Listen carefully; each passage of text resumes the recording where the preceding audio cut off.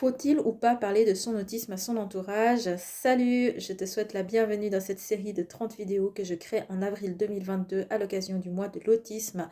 Moi, c'est Maude, j'ai 34 ans, je suis coach psychospirituel et je suis également une personne avec autisme. Faut-il ou pas parler de son autisme à son entourage? C'est évidemment une question à laquelle il n'existe pas de réponse universelle, puisqu'effectivement, ça va dépendre du libre choix et de la décision de chacune et de chacun. À titre personnel, j'ai choisi de communiquer mon autisme et j'ai toujours choisi de le communiquer de manière libre, en tout cas dans les relations sociales que j'ai dans la vie quotidienne, ainsi qu'auprès des membres de ma famille.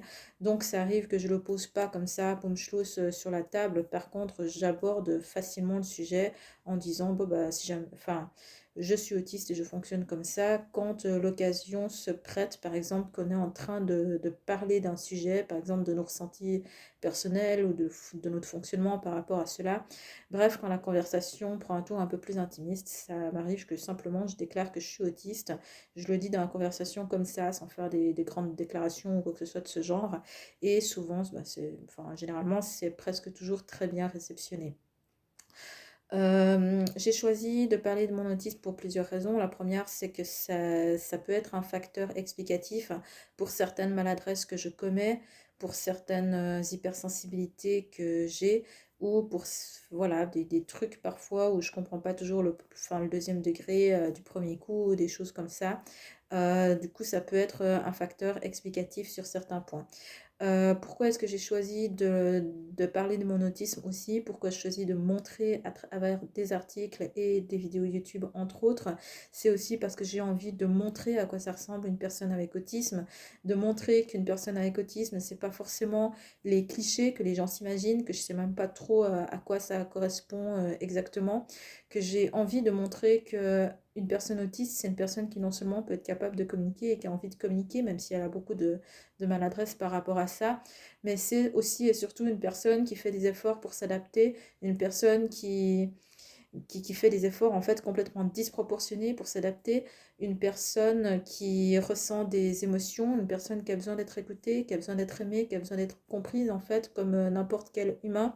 Et ça reste des droits qui nous sont trop souvent spoliés sous prétexte que ben, on a des difficultés en ceci ou en cela, donc qu'on ne mériterait pas ceci ou cela. Bref, de nos jours encore, dans notre société, souvent les autistes sont traités de façon assez cruelle, pas du tout de manière volontaire, mais simplement à cause de ces clichés qui existent, qui rendent la communication entre les autistes et les neurotypiques inappropriée. Et ce sont des clichés contre lesquels j'ai envie de lutter. Et c'est la raison pour laquelle j'ai choisi de m'exposer en communiquant mon autisme aussi bien dans ma vie quotidienne que que dans ma vie sur les réseaux sociaux. Est-ce que je le communique ou pas dans l'univers professionnel? Ça, c'est encore une autre question. Donc, de toute façon, moi, vu que je m'expose sur les réseaux sociaux, il y a toujours la possibilité qu'un jour un de mes employeurs tombe sur une de mes vidéos. À titre personnel, depuis que j'ai déclaré mon autisme, enfin, depuis que j'ai reçu mon diagnostic d'autisme, j'ai eu deux employeurs à qui j'ai déclaré mon autisme et ça s'est très mal passé. Donc, ça s'est mal passé dans le premier cas parce que la personne croyait connaître l'autisme alors qu'en fait, elle n'en avait aucune idée et qu'elle m'a juste enfermée dans ces clichés en fait, de la façon dont elle-même comprenait l'autisme, mais pas dans la réalité de l'autisme. Et du coup, ça m'a exposée à des situations difficiles qui n'étaient pas de ma faute, mais qui ont été attribuées comme étant de ma faute. En l'occurrence, pour pas citer la situation, quand j'ai eu une nouvelle collègue qui était une personnalité toxique qui est arrivée, le fait qu'on ne s'entende pas bien, sous prétexte que j'étais autiste, c'est devenu entièrement ma faute et il n'y a pas eu de remise en question par rapport à la toxicité de l'autre personne. Donc ça, c'est un exemple. Un deuxième exemple que j'ai, c'est un autre employeur à qui j'ai déclaré mon autisme parce que j'avais des difficultés dans la formation que cet employeur me donnait. Et en fait, du coup, cette personne a décidé de me retirer la totalité de mes tâches et de juste me donner la tâche la plus ennuyeuse du monde en pensant que j'étais rien capable de faire d'autre. Et il n'y a plus jamais rien en fait qui m'a été donné en termes de travail, comme si j'étais inapte parce que j'étais autiste. Donc voilà pourquoi maintenant je déclare plus mon autisme à n'importe qui Par contre, il y a un autre employeur à qui j'ai déclaré mon autisme parce que simplement j'étais dans un milieu où je savais que j'étais environnée par au moins une personne qui connaissait en profondeur l'autisme et qui savait ce que c'était, et que donc je savais qu'avec cette personne, ça allait bien se passer. J'ai aussi un employeur à qui j'en parlerai peut-être un jour, mais c'est pas encore fait parce que je sais qu'il y a un autre employé autiste à cet endroit, et que donc, à mon avis, ce serait probablement bien réceptionné.